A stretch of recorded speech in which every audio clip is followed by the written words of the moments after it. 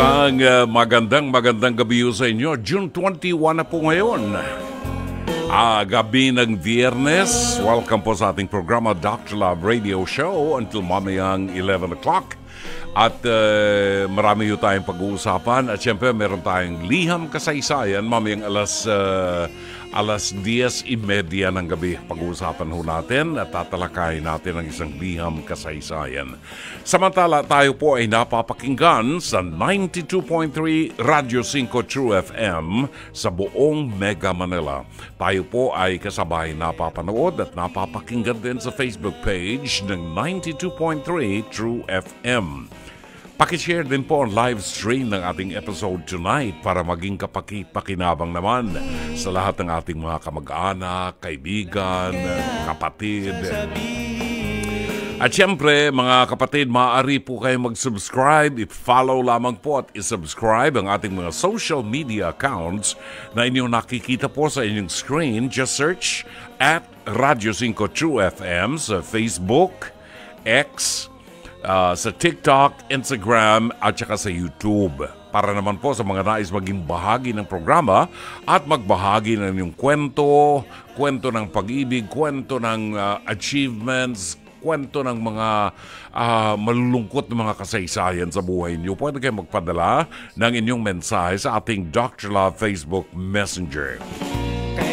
O dili kaya po, pwede kayong tumawag sa ating hotlines 863-15788 at 863-16674.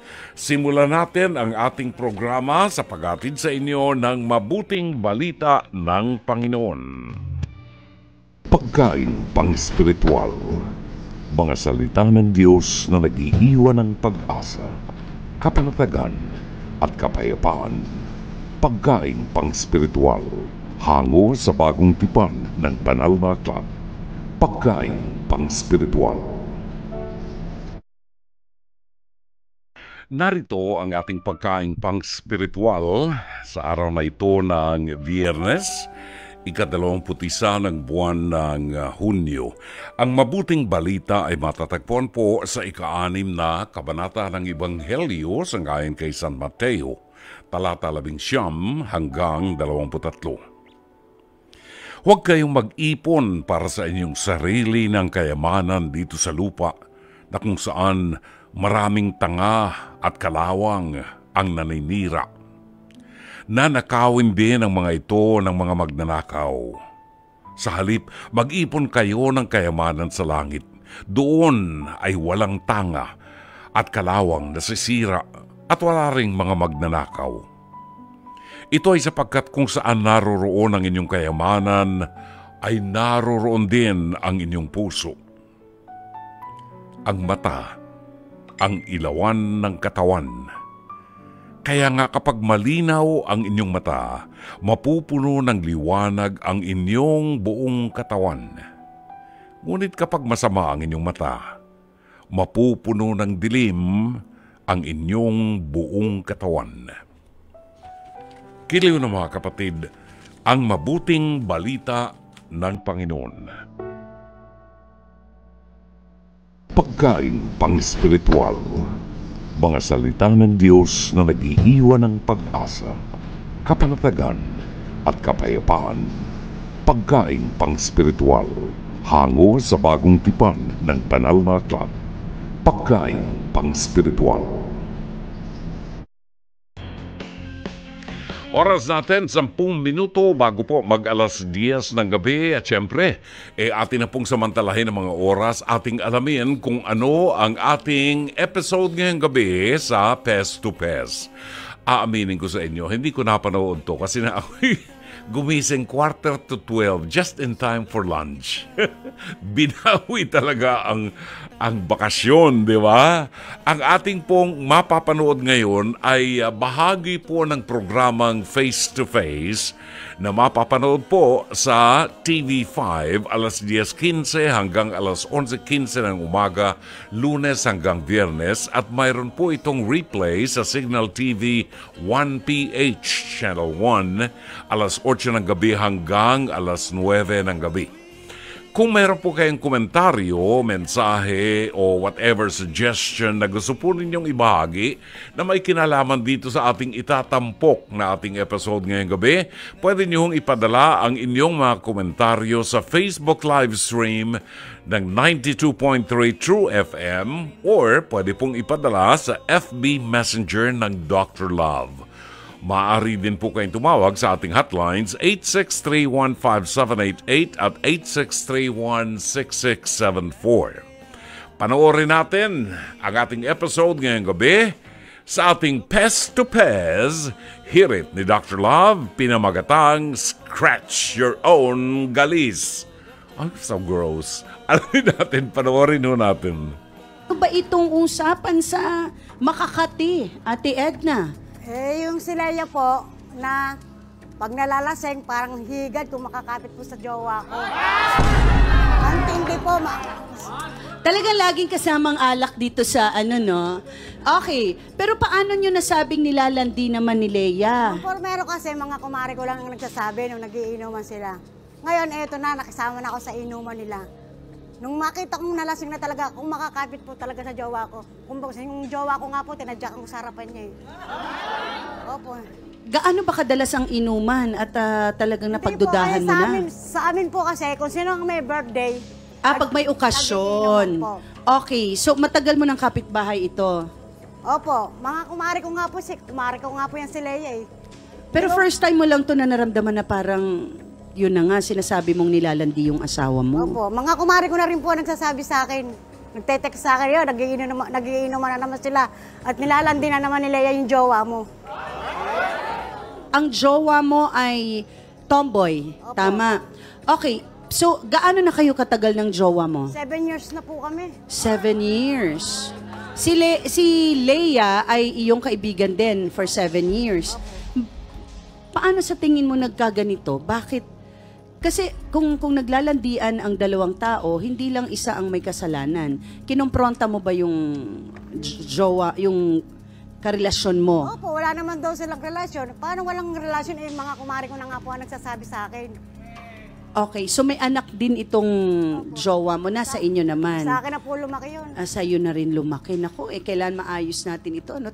May bata palang involved, nakikita niya yung mga ganyang pagsasama na may away-away. Pero nakausap mo na si Leia tungkol dito?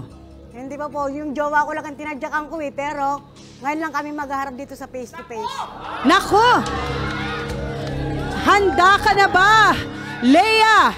Bilang ikaw daw ay lumandi sa jowa ni Edna, Leia, pasok!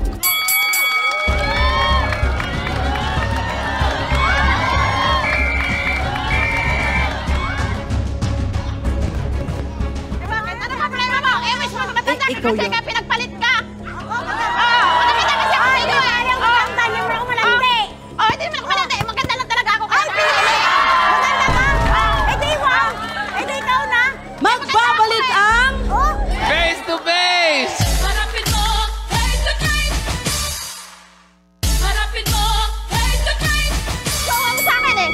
Ano ba ba? Hindi ka sila nalandi. Saka nga ayaw na sa'yo kasi matanda ka ng Kasi ka na eh. malandi ka. Maganda ako eh. Tingnan mo yung itsura kasi itsura mo. Di ikaw na magaling.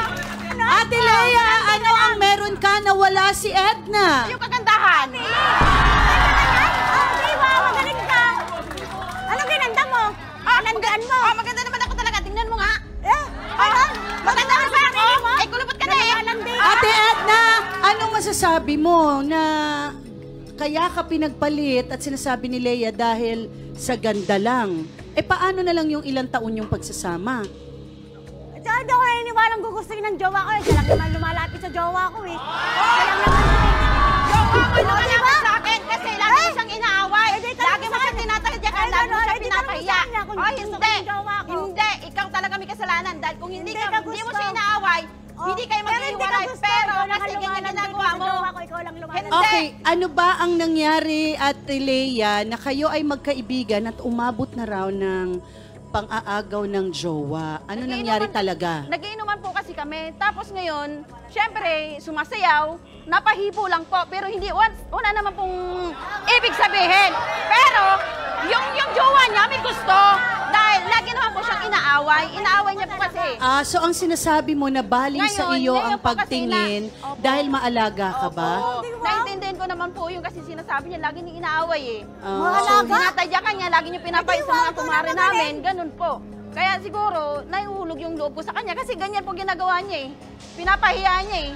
Oh. Siyempre nga, lumalandi ka nga. Hindi ko nga siya nilalandi, talagang may gusto lang talaga siya. Okay.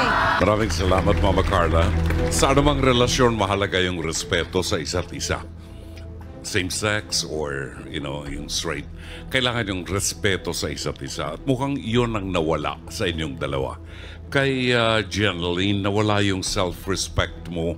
Nawala yung respeto mo sa pagkatao mo, sa dignidad ng pagkatao mo. Naging totally dependent ka kay Edna. So, siguro ito na yung panahon para pakita mo naman sa sarili mo na kaya mong ibalik yung respeto at ikaw ay isang tao. Hindi ka kinokontrol, hindi ka robot. Matanda ka na, may anak ka na eh. Hindi ka dapat ginugulpi ni Edna. At sa isang nagmamahalan, wala yung gulpihan na yan. Alisin nyo yan sa vocabulary nyo, yung gulpihan. Hindi, I don't think magiging successful pa ang inyong relasyon, Edna. Ang kailangan na lang sa inyong dalawa, yung closure. Actually, yung acceptance lang, no? Pag magsasama pa kayo uli, mas matinding gulpihan ang mangyayari sa inyo. Baka mauwi pa kayo sa kaso. What I'm trying to tell is, ang isang tao na nahihirapan ngayon at naapektuhan ay ang anak ni Jeneline. Yun ang pagtuunan mo ng pansin. Kung ikaw ay nag-enjoy na sa pamamangka sa dalawang ilog, utang na loob, bigyan mo ng panahon yung anak mo na lumaki ng normal at maramdaman niya na minamahal siya. Meron siyang nanay na magpoprotekta at magmamahal sa kanya. Yun ang pinakamahalaga kaysa dito sa dalawa, kay Leia at kay Edna. Matanda ka na. Yun ang muna ang pagtuunan mo ng pansin. At kaawa-awang bata na naapektuhan psychologically, emotionally, apektado ang bata. Sana matapos na itong araw na ito at magkasundo na kayo na, tapusin na ang lahat. It's not gonna work anymore. Maraming salamat, Mama Carla. Maraming salamat, Dr. Love. Salamat din sa iyo, Mama Carla. Yan po ay napag-uusapan lamang natin. Ang involved dito, 3 babae. Yan, di ba? Pride Month ngayon, di ba? Respetuhin natin, yun ang kanilang desisyon. Gusto nila yun, 3 babae. Ang sistema mo, itong si Edna, ito naman ay nananakit dun sa kanyang jowa na si Jeneline, di ba? Bakit kailangan maging physical? Ganon. Bakit kailangan maging physical? Ngayon, itong si Jeneline, nahumaling naman dito kay Leia na kumari naman nung kanyang kajowa na si Edna. Gulo ng buhay nyo. Ito namang si Jeneline, itong si Leia, hindi na binigyan ng importansya ang pagiging magkumari nila. Hindi na nakita naman yung relasyon ba nila na magkumari, ninang ka ng aking anak, tinamaan ka ng magaling, inaahas mo ko, konting respeto ba sa pagkatao ng bawat isa? At ang payo nga natin dito kay Jeneline na anong tawag doon? Tomboy? Masama ba yung tomboy? Hindi naman masama yan, di ba? Ang payo natin kay Jeneline, siya naman inamangkana sa 2 ilog kay Edna at kay Leia. Nag-enjoy naman siya. I think it's about time. Yung anak niya ang kanyang asikasuhin dahil lumalaki yung anak. Lumalaki ang anak, naghahanap ng pagkalinga ng isang ina. Yun. Anyway, kung meron ho kayong mga opinyon, maaari kayong tumawag sa ating mga hotlines 863-15788 o 863-16674. Maaari din po kayong magpadala ng inyong mensahe sa Facebook page, Messenger ng Dr. Love, or sa Facebook Messenger ng 92.3 Radio 5 True FM. Babalik po ang ating programa ganap ng 10:00 ng gabi. Aha! 11 minutes after 10 o'clock, tayo po ay nasa pangalawang bahagi na ng palatuntunang Dr. Love Radio Show. It's the most wonderful time of the year. Nagbabadya po yan ng malaking selebrasyon sa araw ng linggo. It has been a tradition sa programang ito that on the 23rd of June, palagi ho nakakadinig na kayo ng mga Christmas carols. The reason being, ang sarap ng feeling talaga. Kung may iniisip ka negatibo at nadinig mo yung mga Christmas carols na yan, lalo yung madidinig nyo mamaya, parang ang sarap ng feeling. Lahat ng negatibo mawawala sa isip mo. Kaya samahan niyo po kami sa pag-welcome natin sa Christmas 2024. I hope mag-enjoy kayo. Okay, kunin natin ang mga reaksyon ng ating mga kaibigan at mga doctor lovers natin. Reaction po sa ating Pest to Pest, hirit ni Dr. Love sa ating episode Scratch Your Own Galiz. Nako, si Teacher JC Calasikas ng Bulacan ay nasa linya ngayon. Teacher JC, magandang gabi sa iyo. And ano ang iyong masasabi sa ating episode ngayong gabi? Teacher JC. Brother Jun, magandang gabi po. Good evening po. Anong masasabi mo rito? Si Edna ay matagal ng karelasyon nitong si Jeneline. Si Jeneline ay babae, si Edna ay babae rin. At nagtuturingan silang mag-asawa. Itong si Jeneline ay merong anak. At itong anak niya ay napalapit na kay Edna. Kasi si Edna nagpalaki dun sa bata. Yon. Ngayon, karelasyon niya si Edna, nahuli ni Edna ngayon na yung kanyang kumaring buo, ninang ng kanyang anak na si Leia, ay kinakalantari naman nitong si Jeneline. Ayan, nagkabastusan na yung pagiging magkumare na wala na, at itong si Jeneline namangka sa dalawang ilog. Ano ang masasabi mo ngayon? Brother Jun, di na ako magugulat sa issue na yan kasi lalo na LGBT man ngayon, no? Oo, ano ngayon yung tawag dyan, yung Pride Month. Pride Month? Oh. So, well, we respect naman their decisions, di ba, bilang tao. Decision nila yan, bahala sila sa buhay nila, di ba? Ako, bilang ako, nirerespeto ko naman yung mga nila. Oo. Dito naman sa issue, Brother Jun, dapat yung unang-una, nasira na yung pagiging yun nila magkumari nila. Magkumari. Alam mo ba yung magkumari, Teacher JC? Yung pag kinuha kang kumari, napakalaking karangalan yan para sa'yo. Na ipinagkakatiwala sa'yo, na ipinagkakatiwala yung anak niya na ikaw ang maging pangalawang ina. Di ba? Yes. Okay. Kaya nga, kumare, komadre. Yun. Okay, sige. Anong sasabihin mo? Nagkakaproblema, dapat binigyan nila ng importansya yung kanilang pagiging magkaibigan. Ano? Okay. Lalo na parang matagal na silang magkakilala o magkasama. Oo. Lalo na, ang sisira lang ay dahil lang sa isang tao na may kumakalantari doon kay kumare. Oo. Yun pa ang sisira. Ano masasabi mo dito kay Jeneline? Na may si Jeneline yung syota ni Edna, pero may anak din si Jeneline. Ayun, dapat sa ngayon bigyan niya na ng importansya yung kanyang anak, no? Kasi yung kanyang anak ay lumalaki na Oo. Siya naman yung bigyan niya ng atensyon. Tumatanda na siya. So ang suggestion mo, ituon niya ang kanyang atensyon doon sa kanyang anak. Oo. Ayun. Paano yung syota niya si Edna? Nung nabanggit nyo nga, di ba, nananakit. Siguro bigyan niya ng pagkakataon, pero pag naulit-ulit yung pananakit, wala yun, ha?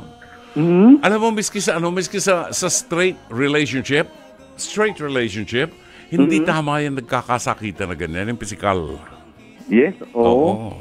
Di ba? Yung magiging pangit na, pagsasama Pag nasimulan yan na konting pisikalan, wala, tuloy-tuloy na ho yan. Yes, I agree with you. Brother Jun, hingin ako ng prayers. Sige, para kay tatay. Yes. Oo. Isang linggo sa ospital. Oo. Wala pong operasyon ng schedule. Sana, yung bukol sa kanyang pantog, matunaw. Matunaw na. Oo. Hanggang sa madaling panahon. Nothing is impossible with God. Tapos kanina, Brother John, makwento ko lang sa inyo. Oo. Dumaan ako ng UST Hospital. Okay. Naabutan ako ng Angelus Prayer. Oo. Ang naririnig ko kanina, boses ninyo. Uy, salamat sa UST Hospital. Ang dami kahit sa mga malls, kahit sa mga eskwelahan, sa mga offices, factories, yung Angelus ni Brother June, yun ang nadidinig. Actually, we recorded it several years ago, decades ago. Bata pa ako nung i-record namin yan with the Daughters of St. Paul. Napahinto nga ako, akala ko nandun kayo sa UST. Prayer, Angelus lang pala. Oo. Yun. Salamat ng marami. Oo. Pero June, advance happy birthday na rin po. Ay, thank you. Thank you very much. Salamat sa iyo. Yung picture ng bulaklak, papadala ko na lang soon. Ay, naku. Looking forward to that. Thank you. Salamat. Salamat, Brother June. Thank you. Si JC Calasica. Sundan natin yan at 17 after 10 ng opinion naman ni Lucy Aquino ng Tipas, Taguig City. Lucy, magandang gabi sa iyo. Hello, magandang gabi sa iyo. Naku, nakatawag ang kaibigan ko. Matagal na happy ito. Birthday. Thank you. Tagal nang hindi nakakatawag sa akin ko. At kumusta si James? Hindi na ako makasingit dyan Naman. Ilang beses na akong tumatawag na Ganon. nagkakaroon ng ano. Oh, kumusta naman si James? Hindi ako makasingit. Kumusta si James? Ha? Si Eto, James. teka. Babatiin ka rin niya Oo. Anyway, sige. Ay, matindaan mo Oh. Tinawag pa yung kapitbahay.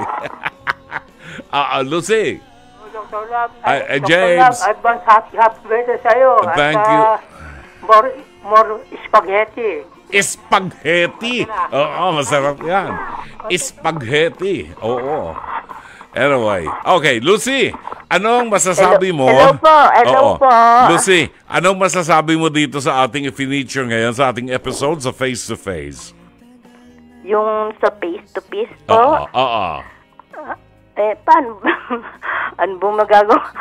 Alam nyo, kasi yung mga ganyan, bagay, hindi natin masisisi mga ganyan. Talagang nagkaroon na ng mga ganyang... Ganyanan? Oo. Ano man tawag dyan? Oo, yung ganyan-ganyan lang, di ba? Oo. Hindi natin masisi. Siyempre, ganyan iwasan sana yung mga sakitan. Yung ba, gano'n na nangyayari. Ito si Edna kasi, ganyan ang ganyan. Laging ginaganyan yung kanyang jowa. Kanyang jowa, si ginaganon niya. Oo. Pero yun. Oo. Ano naman ang masasabi mo kay Jenaline? Si Jenaline yung lesbian. Ay, yung lesbian? Oo. Ang maipapayo ko lang yan, kung talagang ganoon na siya no? Ganoon na oo. Di ba, basta kalimutan na lang yung nakaraan na yun. Oo. At harapin na lang ang bukas. Yung kanyang siyota, may anak yata. May anak siya, oo. May anak si Jenaline. Kaya... Hayaan na yan. Hayaan na yung ganyan. Oo. Maganyo na lang. Oo. May anak yun Tsaka baka mamaya magkabati din sila mag-asawa. Yes. Hindi naman mag-asawa. Hindi naman nakakasal wala ba? Siyempre, parang babae, parang ikakasal yun. Oo nga. Di ba? Okay. Hindi, may anak yung isa di ba? Babae rin siya. Kaya nga, ibig sabihin, yung asawa niya wala na ngayon. Lana. Ano na siya kasi nang maanohan ko yan. Kasi siya dati... Wala ako dito. Wala ka dito. Kasi siya... Makinig ka. Si Jenaline, kasi dati, ang tingin niya sa sarili niya, girl. Kaya nagkaasawa siya, nagkaanak siya. Oo nga. Magkaanak na siya, sabi niya, hindi ako girl, boy ako. Kaya, naging shortan niya si Edna. Boy na siya ngayon, pero may anak siya. Yan. Yun. Kaya ako kasi nang makinig ako ng ganyan. Wala akong wala ka sa wisyo. Oo. Pinantahan mo ako. Pala, happy birthday sa'yo. Kasama kong bumabati yung si Vicky, tsaka si si Vicky, oo. si Annie. Sige. Ayun. At saka siyempre, happy birthday din sa anak ng pamangkin ko. Yon, oo. Si Michael. Si Ann Michael. Yan, Michael. Tan. Okay. Sige. Thank you, Lucy. Thank you, Salamat Ingat po. ka lang sa pag-uwi. Thank you. 21 minutes after 10. Uy, kababayan mo yan. Rome, sa Tipasyan. Ay, batiin natin ang isa sa makakasama natin sa pilgrimage natin sa Europe. October pa naman yun, October 5. Huwag kayo matakot dun sa heat wave ngayon. Kasi mainit ngayon talaga. Oo. Simula ng summer equinox ngayon. Mas mahaba ang araw, lalo na sa Europa. At pumapasok ang heat wave. So, October pa naman tayo. Wala na yan pagdating ng October. Si Zenaida Cornejo ay patuloy pong nakikinig sa programa natin. Binabati natin siya ng magandang gabi. Maraming salamat sa pagtitiwala mo. Zenaida Cornejo, sana makasama ka namin sa Europa.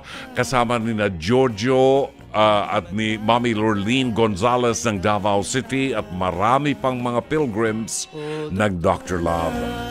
Alright. Bigyandaan ko lamang po ito. Binabati natin si Alani Hungko, buwabati po at nagpapacheck ng attendance. Lina Ho ng Plaridel, Marjon Mamhot ng Paranaque, Lanza Billion ng Sampaloc, Manila, Roberto Ignacio ng Pasay City, Judith Vicente, buwabati ng happy birthday. Francis Anthony Gador ng Antipolo City, good evening. Pa-shoutout po kay Father Nante Tolentino. Nagkita po kami kanina sa prosesyon at nagpa-bless. Tapos may pa-selfie pa. Hi daw po, sabi ni Father Nante. Last day po ng ahunan sa Antipolo ay July 9. Ahunan, ibig sabihin yung mga pilgrims na nagpupunta ron. Sherry Picho ng Seattle, Washington. Maria Cristina Esban ng San Jacinto, Masbate. Magandang gabi ho. Edwin Romero, Brother June, blessed Friday evening.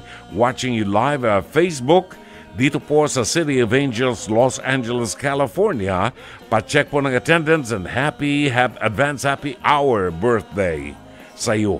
And Francis Anthony Gador, Maria Erica Yeklo Pena ng San Pedro, Laguna. Binabati ho natin ng magandang gabi. 23 minutes after 10, mga pagbati nyo, pagbabalik natin at ang ating liham kasaysayan sa programang Dr. Love Radio Show. Stand by, Aling Lourdes. We begin at 28 minutes after 10 o'clock. Habol natin to si JC Calasikas. Wabati na magandang Friday evening. Marvin Riabad. Good evening, Brother June. Happy weekend po sa inyo. Hanap tayo ulit ng pork barbecue dahil weekend na. Attendance check from North Caloocan. Uy, kanina nagluto ako ng mechado. Beef mechado. Sarap ng pagkaluto ko talaga. Al Villaflor ng San Pedro, Laguna. Magandang gabi. Lilian Panaligan Buen. Advance happy birthday on June 23 and more birthdays to come. God bless you always and your family. Watching from Paranaque City. Salamat po. Engineer Mercy Santos, magandang gabi and happy listening to you. Edward Macaliag, always listening to your program. Edward Macaliag ng Trangka, Bai, Laguna. Lori Feria Flores ng Pasay City at si Remy ng Bacoor, Cavite. Ihabol natin si Aling Lourdes ng San Fernando, La Union. Aling Lourdes, magandang gabi. Magandang gabi, Aling Lourdes. Nawala, nalaglag na siya? Nalaglag. Baka nalaglag si Aling Lourdes. Tingnan natin ha kung nandyan pa si Aling Lourdes. Kung naputol na si Aling Lourdes, putol na. Sana hindi naputol ang paa. Okay, tingnan natin mamaya ho. 29 minutes after 10. Pagbabalik po natin, ihatid natin sa inyo ang liham kasaysayan padala sa ating palatuntunan ni Tere ng Gapan, Nueva Ecija. Oras, alas 10:30. Iwan sa atin ang magandang alaala at maging mapayapa ang ating gabi ngayong gabi. Iba ho ang feeling pag nakakadinig ng mga awiting yan, di ba? Only on Dr. Love Radio Show. Sabi ni Giorgio Esteban, Merry Christmas, Uncle June. Skip na natin ang mga birthdays natin. Enjoy your big day on Sunday. Advance happy birthday. Thank you, Giorgio. Thank you very much. And send my regards to your mom, si Mama Emma. Nagpatugtog ako ng song last night para kay Mama Emma. Ewan ko kung nadinig niya. Kumaring Zenny Dayang Hirang, good evening and happy listening. Maraming salamat sa iyo. I'll see you on June 30. Sa mga Dr. Love Pilgrims, nag-aanyaya po sina Zenny Dayang Hirang, sina Mark Herrera, sina si Lilibeth Pernesita, na magkita-kita po tayo sa cafe Ilang-Ilang sa Manila Hotel, 11 a.m. for lunch sa Manila Hotel. This will be on June 30. It's a Sunday. Yan, para hindi ma-traffic. Maraming salamat. Tunghayin natin ngayon ang isang liham kasaysayan padala sa ating palatuntunan ni Tere ng Gapan, Nueva Ecija.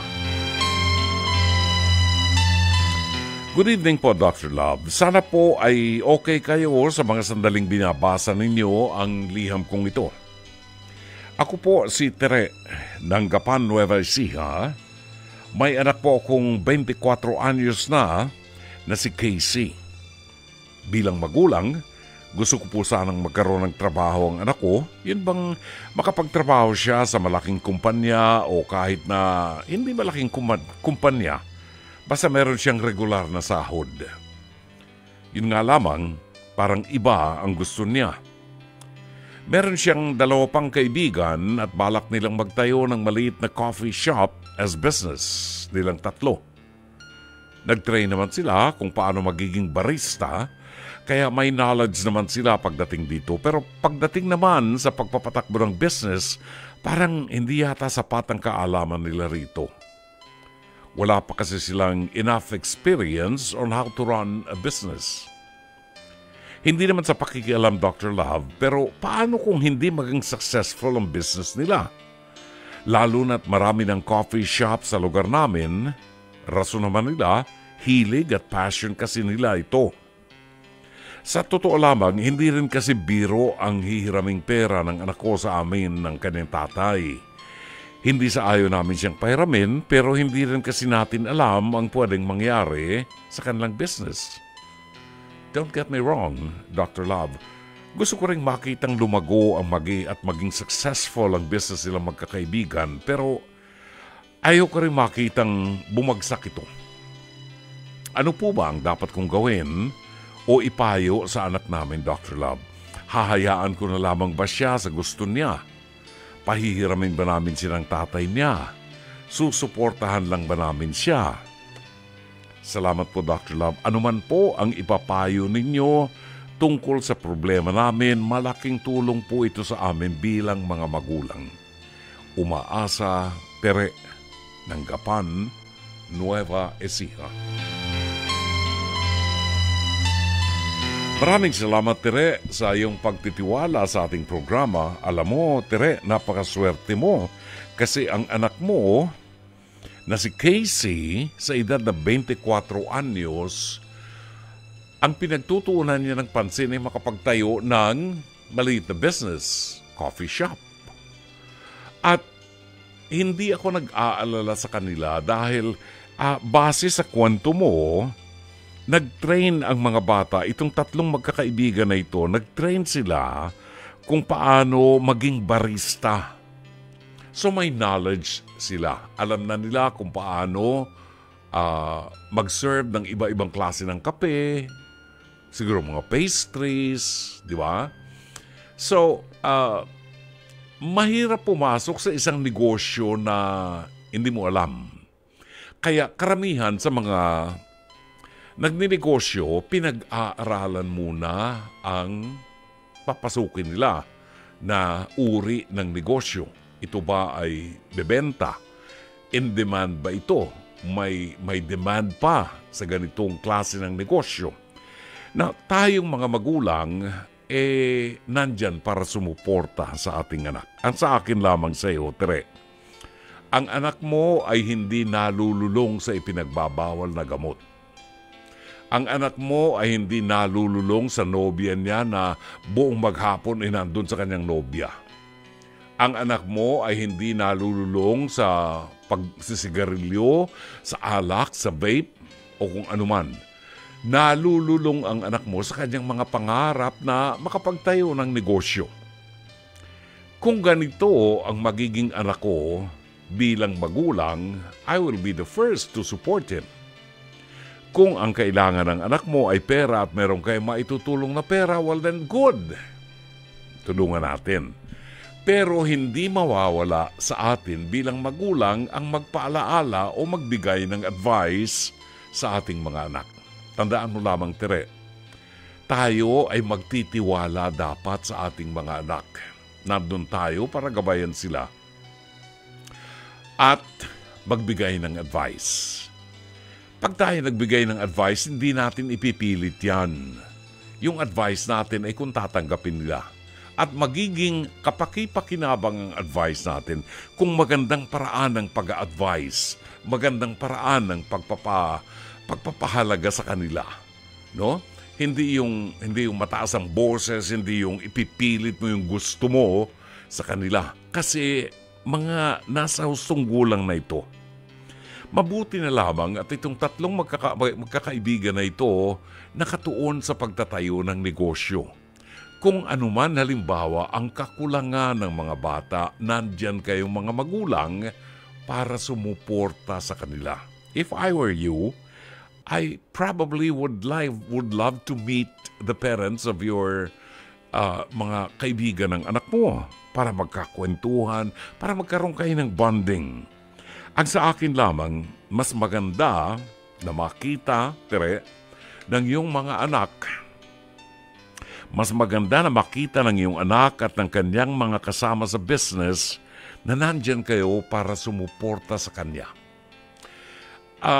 Hindi nangangahulugan na porke marami ng coffee shop dyan sa lugar ninyo, hindi na sila magtatagumpay.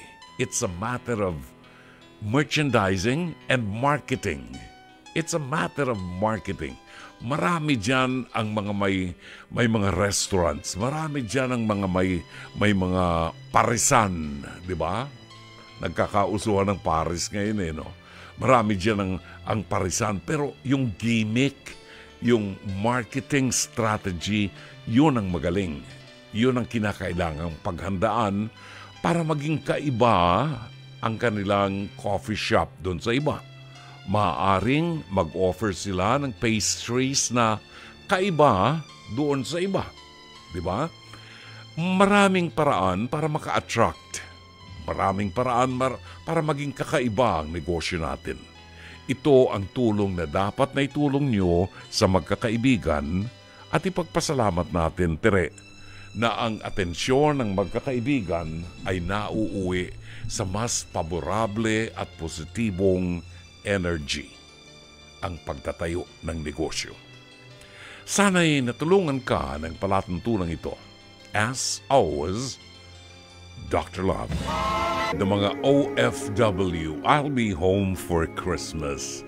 Ay nako, batiin lang po natin maraming salamat. Good evening and happy listening po sa mga kaibigan natin na nagpaparamdam ngayon ng Merry Christmas. Ang buong Kawachi family, si Tito George at Tita Alice Kawachi, ang Balicanta family, si Ma'am Odelia C.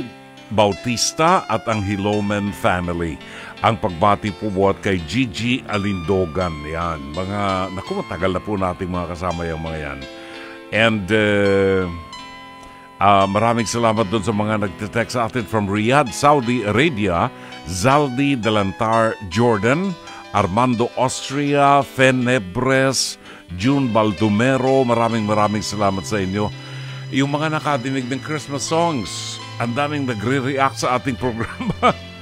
Si Doktora Lulu Marquez na malapit na magkaroon ng programa sa madaling araw, binabati natin ang magandang gabi. Naku, papaalam na ho tayo at wala na tayong masyadong oras hanggang sa araw po ng Lunes, June 24, kafiestahan po ni St. John the Baptist. Ito po naman ang inyong lingkod, Brother June Banaag, nagpapasalamat sa ngalan po ng ating mga nakasama, ang ating General Manager ng Nation Broadcasting Corporation, si Mr. Raul de la Cruz, ang ating Head ng Programming and Production, Alvin Maanyo, Operations Manager, Cherry Baile, ang ating producer, si Jake Bakod, na napakabait, ng bait na producer natin, itinawid po tayo hanggang alas 11. Si Director Sheikh Mamaril, Technician Rome Ortigas, Orad Operator Mike, ng lalaking Santillan, at ang ating PA at Avid Operator, Miss Jairi Ann Manipon. Ito po si Brother June Banaag, OP, hanggang sa Lunes ng gabi. Magandang gabi, happy weekend, Shabbat Shalom.